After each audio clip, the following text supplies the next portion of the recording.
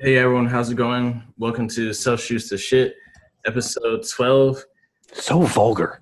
I So mean, vulgar. that's half the reason I have my own show. I can say whatever I want to. Yeah, true. Derail. I want to talk about streaming, and to share this conversation with me, I brought a few friends along. First up, I have Mr. Riley of Four Names, apparently. How's it going, Riley? Hey, what's going on, Josh? And I got with me, also known as Twitch, Mr. Will. How you doing, buddy? Yo, I'm doing all right. What's going on? It's another day in paradise. And last but not least, good friend of mine I've known for a really long time. How's it going, Mario? Sunday fun day. Let's get it. Yeah, man. So I want to start with a few questions about streaming. It's something that I've been interested in for a while, and I've actually had people ask me like why I'm not doing it. I don't really have a good reason other than I just haven't gotten around to it. But it's something that's been blowing up over the past few years, and a lot of people are starting to dabble in it here and there. And I want to ask you guys, what made you start streaming? I'll start with you, Riley. Um, so I stream competitive Magic the Gathering, or sometimes not so competitive, and I think what really made me want to start streaming was as I played more and more, I would screen share with teammates and friends, and as they'd watch, be like, "Man, this is just hilarious and fun." I'm a pretty vocal and kind of a social butterfly individual, so I like just talking while I do stuff anyway. So it was kind of a way to combine my hobby of playing Magic Online, which is typically kind of a solitary activity. You know, you're sitting at home alone playing online, with the fact that I'm social and I like engaging with other people. So it's kind of a cool way to combine both those things and engage with people while doing something that's typically a solitary activity. Yeah. What about you, Mario? So it's pretty much a social aspect. Playing on Moto, especially grinding for like GP practice or open practice, it can be pretty solitary. And just streaming allows people to kind of see the games you're playing and also comment on any misplays you've made. I'm also a big advocate of playing what you want, and I want people to understand the experience that you can also do well either with Rogue or homebrew decks. So it's really important for me to stream and share my experiences. Typically, when I go to a venue, I'm very quiet. I'm focused on the day ahead of me. So streaming kind of gives me that opportunity to be goofy, be social when I'm typically seen as a very serious player. Oh, that makes sense. What about you, Twitch? Well, it came more of a necessity more than anything. Back maybe about 4 or 5 years ago, back when Binding of Isaac speedrunning was really huge, I saw another local streamer, Cobalt Streak. I popped in one of his streams one night, and all of a sudden, I'm seeing people throwing $50 donations, $75 donations, $25 donations. And I'm like, well, maybe the self-imposing attention whore that I am, that maybe I can get my feet on the ground and start running. So it's like, it started off with Binding of Isaac speedruns, started learning everything, and then it slowly started expanding from there. And it's like I've been described as a TCG variety streamer, and mainly it started with a format for Magic Online called 3DH, where you have to build a commander deck under 3 ticks. So as I started building decks and just going from there, just enjoying the communities that I've been a part of for the past 5 or 6 years now. Yeah, that's pretty cool. Since you guys aren't having millions of people on your streams yet, what would you consider to be like a successful day streaming? Like, do you have a certain number of views that you have to get, or a number of people in the audience watching at you at a particular time? Do you have a set goal, or are you doing it more like I'll enjoy the ride and whatever I get, I get? So I'm more of a wherever I get, I get. I start getting excited once viewers are the double digits and kind of stick there. I really enjoy when people join the stream and they stay along for the entire ride, so they get to see exactly how the league went and get my full feedback on how the matches went. What about you, Riley? So it's interesting. I think for me, at least with where I'm at with streaming, where, I'm nowhere near any kind of, even Twitch's levels of stuff going on as far as follower count, all that kind of thing. I think for me, my gauge of success on any given day of streaming is not just like a number of viewers. Like, even if I get just 6, 7, whatever viewers, that's fine. I really love when chat engages with me while I stream. I think that's my favorite part of streaming, is having people watch what I do and engage with me, even if it's like sometimes not even positive. Just having people be like, hey, that was a really stupid play there, and I get something I can kind of work off of and feed off of, and talk about while I go. Having a bunch of people silently watch you is kind of like, the equivalent of like that awkward moment you walk into a room you're not supposed to be in and everyone's just sort of staring at you. I've had plenty of those moments. I think that's my gauge of success. If I have a stream where, like, when I finish up, I can look back at chat and I got to scroll and scroll and scroll because everybody's like, chat's talking to each other. People who don't know each other are talking. They're talking to me. I'm giving feedback back to them, and we're, going through it as kind of an experience together. I think that's success for me on any given day of streaming. What about you, Switch? If I call, like, a good chunk of the people that come in are ones where it's like they're really good friends, and it's like, hey, I'm streaming, come in here. Hey, are you doing anything? No? Okay, come in here. And it's like, as of right now, it's like unknown to Riley and Mario. I'm currently streaming. I'm simulcasting the podcast recording, and I have one person in here. Mm-hmm. I call it a success, even though that there's about 7 different Magic the Gathering chat bots that happen to be sitting in my chat right now. I'll take it. However, there was one of those moments to where, like if I'm doing it for a cause, I did something for Extra Life, and things started, relatively slow and went slow the entire night. I didn't get a single donation, but yet I still call it a success, because even though if there's not one person in there, I can still consider it like a artist draws not for the attention, not for the fame. He draws because he loves to perform and do art. Mm-hmm. That's what I do every single time I boot up. That actually makes a lot of sense. I mean, there's no point in doing art and putting your heart and soul into something if you're basing like what you get out of it on how many people are buying your product or how many people are interested in what you're doing. It seems like it's something that you have to be doing for yourself more than for other people. That makes a lot of sense.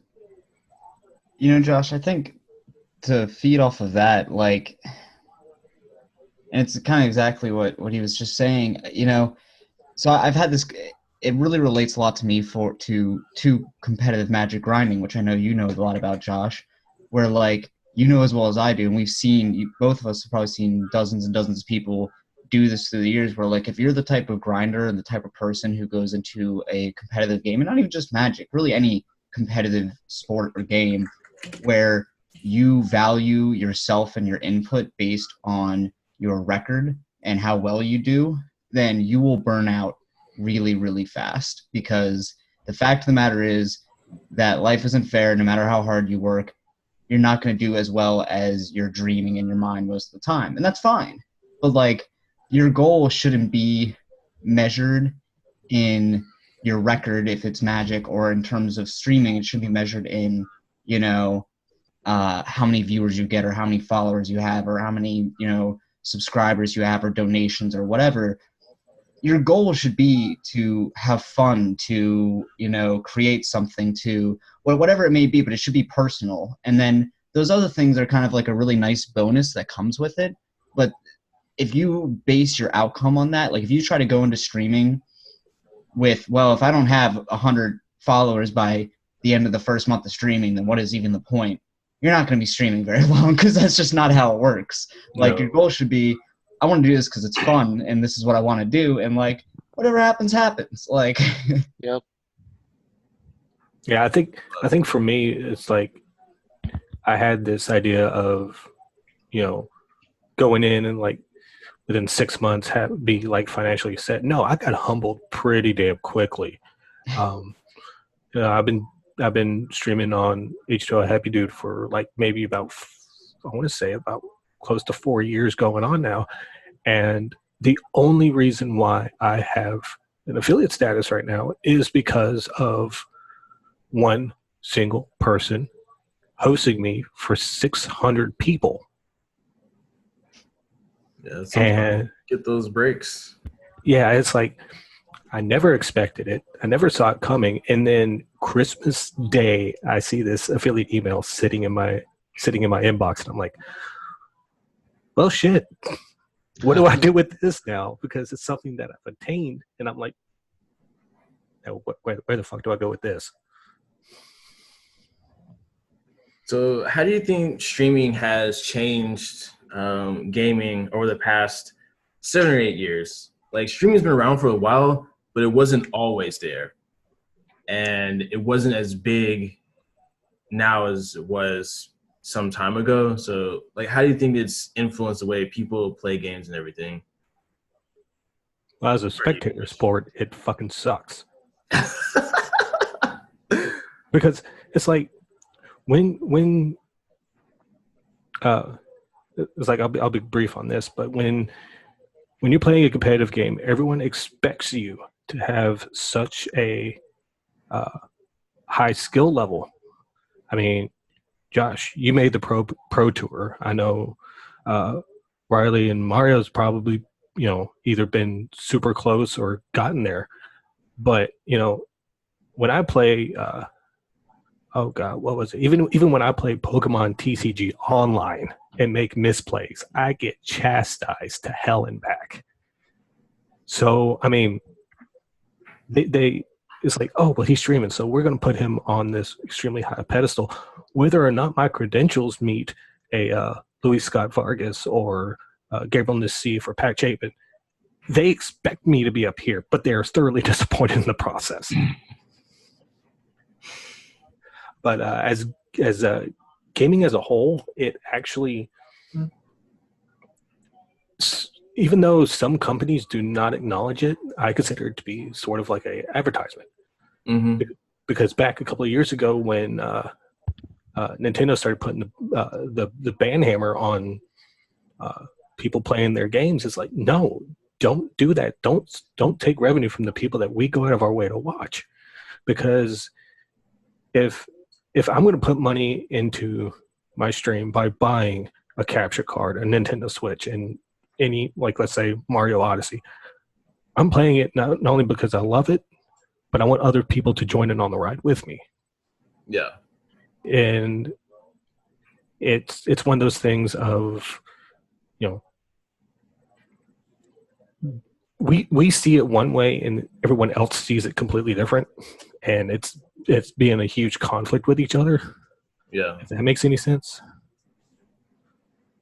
Yeah, I mean, I can see how larger companies, if they don't know exactly what they get out of somebody streaming their games or whatever, I can see why they might be upset about it. But I think that'll probably be totally different. Like, we've had major companies invite people to stream their content because they understand the power of advertising and getting personalities, both big and small, to showcase your product. Just gets a lot more people interested in what they're doing and more likely to buy their stuff. Yeah, it's like shortly after BlizzCon, the Blizzard campus started bringing in people to stream Hearthstone, World of Warcraft, StarCraft, and as soon as all the companies realized that, hey, we need to start doing this to help benefit other people, then it'll go so much smoother and so much easier. I mean, even though it's not, it started off not to the point where everyone wanted it to be. Wizards of the Coast with their quote unquote sponsored streamer or content creator for Magic Arena, all you need to do is post a video a week. That's it. Stream Magic Arena 4 times a week. That's it. It started off where it's like 1,000 views minimum, blah blah blah, 2,500 subs. I'm like, no, that's not how it works. What about you, Mario? Like, how have you seen gaming change over the past few years due to streaming? Gaming has become cool. We live in a time where if you say you're a gamer, either A, non-gamers no longer not understand what that means, or B, immediately put you in this bucket of being a nerd or a freak or whatever. Yeah. And the reason why is because streaming. No matter who you are, you know, you've heard of Twitch. You've heard of you heard of Twitch.tv. There we go. You have heard of some of the most popular games out of your advertisements or tournaments where it's high exposure, either on ESPN or on some popular news broadcasts. So I feel like without streaming, without Twitch.tv, we would kind of still be in the dark ages of gaming where the only people who know about it are the gamers themselves. Yeah, that makes sense. What about you, Riley? So, it's pretty. So what Mario was just saying was actually interesting, and I've something else I was going to say first, but I want to kind of address that first because I think you make a really good point. I want to say 2 or so years ago, I was on a panel at AwesomeCon in Washington, D.C., and discussing nerd culture intersecting with popular culture in the last, 5 to 10 years. And, it's interesting because, like, not even just with gaming, but we'll bring it back to that since it specifically relates to streaming and whatnot. But, like, it's interesting, isn't it, that, like, 25 years ago, if you were to wear a Star Wars shirt or Star Trek, things that reference Star Trek or Doctor Who or, Supernatural, which didn't exist at the time, but effectively, you get the gist. Yeah. That stuff wasn't just part of the mainstream. They weren't selling that at Target, like now I always laugh to myself whenever I went into Target last week and with my wife, and I'm going to go pick up a couple of dress shirts for work. And in the men's section, not the children's section, the men's section, they literally have rows upon rows of T-shirts that just reference everything from, every nerd fandom you can possibly imagine. Oh, yeah. There was World of Warcraft shirts. There were, Atari and just all kinds of stuff that used to be this little sect that I imagine probably most of us here in this group probably grew up in. I know I was, the scrawny, dorky kid in elementary school, where, I grew up playing stupid, obscure, JRPGs and whatever that no one else knew about, Yeah. And I don't know. It's fascinating to me that's come around, and I think to get back to the point that streaming is a large part of that. I think the fact that people playing these games for the world to see, and having these personalities where take someone like Ninja or whatever, pick your favorite big time streamer, right? Like you see these guys, they aren't the classic image of awkward, can't form a proper sentence, is stuttering and stumbling over themselves nerd, right? Like they're personable. They have these big flamboyant personalities that pop off the screen, and like you want to watch them, you want to see what they're doing, and it's cool. It's cool. Like, it's cool to watch. Like when I watch, Courage or whoever stream Black Ops, it's awesome, like I want to be them. That's cool. And that's not how it used to be. And so I think that's a really fascinating part of it. But and I promise won't go too much longer, but to get back to my original point, I think it kind of all focuses back to what I was saying in the first question you asked me, in that I think the biggest thing streaming has done for gaming is it's taken gaming from being a mostly individual experience to being a group and social one. And that was also obviously hugely helped by like online connections and things like that, which sort of was the precursor to streaming. But streaming in particular, just feeling like you're a part of something larger when you're engaging in an activity that, again, when we were kids 20 years ago, whatever, would have been you by yourself in your basement, maybe bringing some friends over to play GoldenEye, like that was the most social gaming got, was playing NFL Blitz, and now it's like you can play a game and have a social activity with hundreds of people, which is just a crazy thing to think about, that it never used to be that way before. And I think that's a really huge part of what streaming has done for the gaming community. Yeah. Well, go ahead, Mario. So I think you brought up a good point about Target and them having items for sale that was gaming related, like World of Warcraft.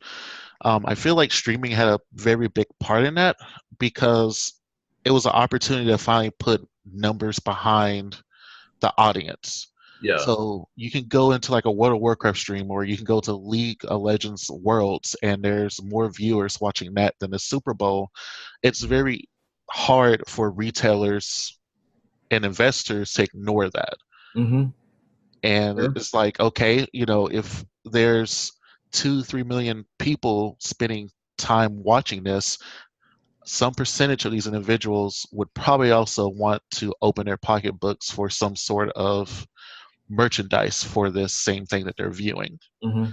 So I feel like streaming has played a big part in that as well. Definitely. I mean, when you're able to, like, as a marketer, as a, XYZ person in a suit behind the big decisions, if you will, when that weird sect of society that's into those nerdy games with fantasy swords and the Pokemans or whatever, when all of a sudden you get handed a spreadsheet and you say, whoa, there's a lot of people in that weird sect. That's a lot of people that are willing to spend a lot of money on stupid stuff that doesn't cost us a lot to make. That's a pretty motivating factor to include that in your marketing, for sure. Mm-hmm. So the crazy part to me, though, is that when we have like videos that have 200 million views and all this, it's still often unknown. Like, a large part of the population is fully aware of it. There's other big part that has no idea what's going on. At work, I'll tell somebody, I have a podcast or whatever, you should check it out. And the first thing they say is, what's a podcast? It's like, wait, there are people that don't know what a podcast is? And I've talked to people about, games like Fortnite and League of Legends, and they have no idea what I'm talking about. And I think streaming is bridging that gap, but I feel like there's still a very long way to go.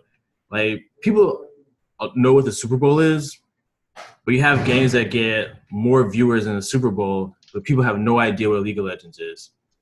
And that's crazy to me. Like, if you're any type of marketer, like, how do you not know where people are going to be sitting comfortably, more or less captive, watching League of Legends or these other games, and there's just so many people that have no idea what's going on. It's like, man, you're leaving so much money on the table.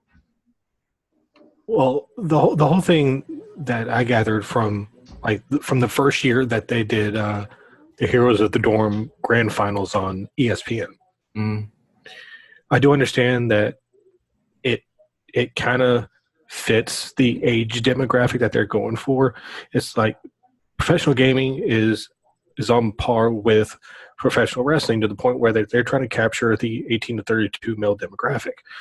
But when your jocks are wanting your preseason Major League Baseball and they see someone playing video games, believe it or not, for a life-altering experience, they hit Twitter hard. It's like, why the hell is this on ESPN? I want my baseball. I want my this. I want my that. And yet, the same thing happened again when Street Fighter 4 Top 8 for Evo was on there as well. Oh my God. It's like, I'm just going to sit here angrily type on my keyboard because I can't do anything else in my life. Sorry. It's just that we as nerds are, like my friend Eve in chat said, it was like, we're easy to please. If you put something on a nationwide platform, we'll watch. We won't pay attention to social media after, but we'll put eyes on it because that's what you want and that's what we want to see.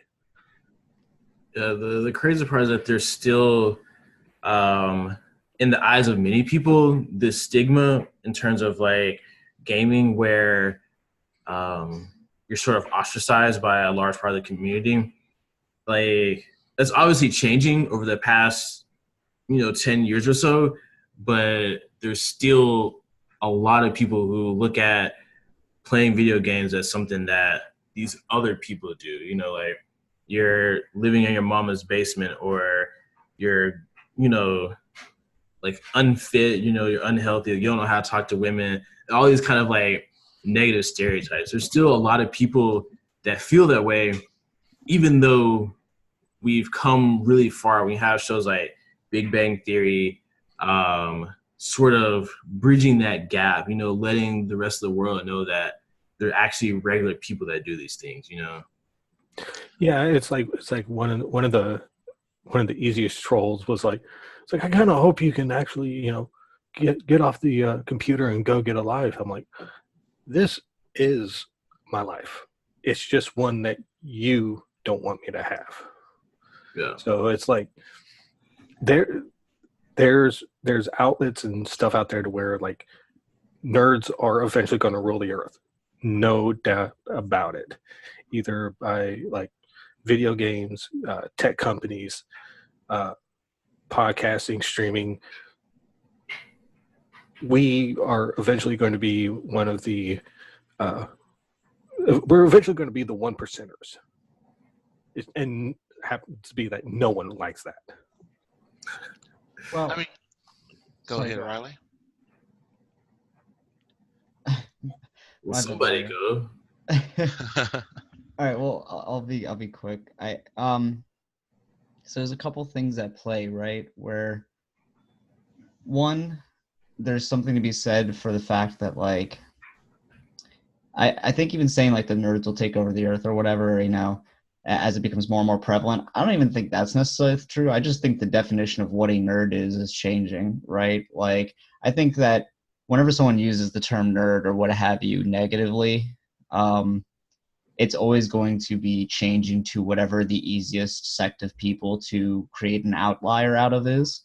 So like, if people playing video games, like if you figure, let's rewind back to early video games, right? So at that time, since video games were brand new and no one used them except for people who were really dedicated, text-based video games, what have you, like if you played any video games at all, you were immediately a nerd because just the sheer concept of getting a video game to begin with made you a nerd. And then things became a little more common. So then it was more like, all right, well, if you play Call of Duty or like the really common games, that doesn't count. Like Mario Party, yeah, everyone plays Mario Party and Mario Kart, sure. But if you play like, Final Fantasy, then you're a nerd. And then, they made 32 Final Fantasy games and, became the best-selling JRPG franchise of all time. And that wasn't, everyone's played Final Fantasy before, everyone's played this, everyone's played arcade games, all that stuff. That doesn't make you nerd anymore. Everyone's played Tekken, my sister played Tekken, and she's a softball jock. Everyone's played Tekken, so that's not a nerd anymore. Now it's if you played XYZ obscure thing, or if you do this, if you code, if you know whatever the barrier to make something a negative term is, it's always going to change so that whoever the group that's trying to do the bullying is no longer included in it, right? So the Mark Zuckerbergs of the world, the people who are nerds who rise up and become powerful, rich people, and not even just that, just become normal in society, they aren't going to be included in nerd anymore when you use it negatively. It's always going to be a changing definition to whatever is the easiest group of people to create an outlier out of. That makes a lot of sense though. Like I really didn't think about it like that, but the line in terms of where nerd is in a negative sense has been changing a lot, you know? Yeah, it's like in the past 4 years, like I wouldn't go around telling people I play Magic or like I'm a big gamer. The real breakthrough moment for me was when I qualified for Pro Tour Sydney, and I had to ask to take 2 weeks off, and it was like, hey, you know, I'm taking 2 weeks off, you know, I'm going to be out of the country, and I didn't actually have the full 2 weeks of PTO remaining, so I had to ask a big favor of my director. So when he finally asked me why I needed the extra time, I was like, well, I qualified for the Pro Tour. It's a card game. And surprisingly, he knew what it was. And he was immediately excited. He gave me the time off. And then from that moment on, it was kind of like I started opening myself more and more up to work, started bringing play mats to hang, and more people just simply asked about it because they just didn't know. And the funny thing that happened is that their perception of me did not change. And that's when I really started defragmenting my personal life and like my gaming life. It came a point where, or there was a time where when I dated people, like I would not tell them that I played Magic because until like I knew that they saw me for me. Mm-hmm. But in reality, they weren't really seeing me for me because I was leaving out such a big portion of myself. Yeah. So it took a long time to realize that and be open about one of my favorite hobbies. Yeah, that makes a lot of sense. You know, we try to present what we think is going to be positive and hide the negative. And I think for the people that I've had good relationships with, the fact that I play Magic and Call of Duty and other things doesn't matter to them. But I have had people be bothered by me playing Magic or whatever.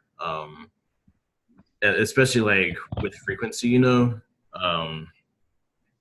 which is I get it, and that's kind of shaped me a bit. Where it's like, well, if I don't tell them I play, then they won't think that I'm in this particular category or whatever. You know, they'll think that I'm quote normal. But as I've gotten older, it's like, you know what, this is something I do. There's no point in hiding it anymore, you know? Yeah, it's one of those things where, like, I never felt like there was something wrong with gaming or something wrong with playing Magic in particular. The problem was a stranger's perception to it. Yeah, yeah. And not want to be bothered with dealing with explaining it or, you know, any changes in their opinion of me. A very good story, because this happens within the Magic community where even as Magic players, they have a very linear opinion on who the typical player is. Mm-hmm. So GP Charlotte, I'm back at the Westin Hotel in the elevator. Brad Nelson gets in, and I started talking Magic with him. And at the end of it, he was like, I never would have guessed that you were a Magic player. Yeah. And I was like, why is that? He was like, you just don't look the part. I was like, well, actually, we've played several times on Moto, blah, blah, blah. And he was just like mind blown that I was a Magic player. And I was just like, so even within our own community, there's still those, I wouldn't say prejudices, but assumptions of people. Mm-hmm.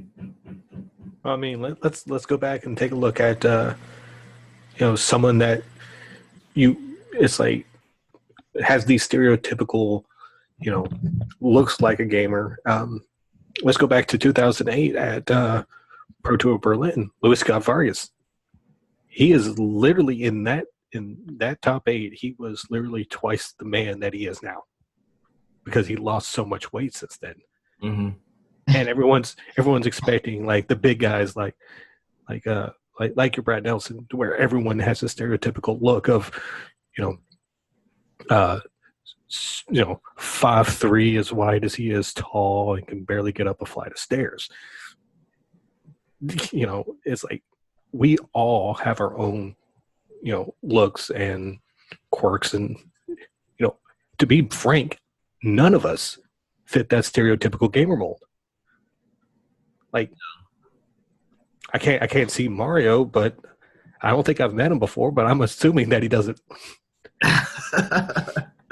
That's what I don't know if you guys have noticed, but you know, Reed Duke is a human that exists who is 6 foot whatever, has beautiful luscious hair, has guns bigger than my head, And can attached fit to in his the arm tightest of sockets, blue jeans, by the way. and is also one of the best Magic players in the world. Now, if someone ever gets in contact with whatever god anyone believes in and can explain to me how it's fair that Reed Duke gets to have all of those attributes all in one, like he's supposed to at least be like ugly, right? If he's gonna be really good at Magic, but like I like barely make. I always like write 5'6" on like my like driver's license thing, so it makes me feel a little bit better, you know. Because I know in my heart of hearts that it's really more like 5'5", you know. But like, and I scraped by to get married. I found someone who's willing to stick with me, you know. Oh. And meanwhile, here you got Reed Duke just walking around. I'm like, holy crap, man! Reed Duke's a stud. This isn't fair. You're supposed to like go play basketball or something. He looks like an athlete, like a bro, you know. Oh my god, absolutely. He looks like the kind of person that would pick on us for playing Magic. Yeah, oh, absolutely. And not to mention, oh, by the way, also he's got a great personality, and by all accounts is a super great guy who's really nice, you know. I know, right? Like that's the thing. He's not even an asshole about it. Right, exactly. Like at least be a dick, you know. Oh, and I'm also being reminded about Vin Diesel having his own D&D show on YouTube. Sure, Vin Diesel. Yeah. You know, I was just watching a interview with Joseph Gordon-Levitt talking about his collection of Moxen. I saw that and I damn near cried. Yeah, like unfair, man, unfair. Well, that's how a cookie crumbles, I guess. So I guess we'll bring the show to a close. I want to give each of you a chance to plug your stream so that all the listeners can check you guys out. I'll start with you, Riley. Oh, sure. What's up, guys? My name is Riley, also known as Potato. I'm a member of Guildpack Gaming, the premier competitive Magic the Gathering team of the Mid-South. My stream is twitch.tv/PotatoMTG. I stream competitive Magic the Gathering or not so competitive, given on whatever deck I end up being donated. On Mondays, Thursdays, and sometimes Sundays, usually around 5-ish. So tune in. What about you, Mario? Hey everyone, it was a pleasure being on this podcast. Once again, my name is Mario Lillard, aka Anonymous. You can find me on twitch.tv/TheAnonymous.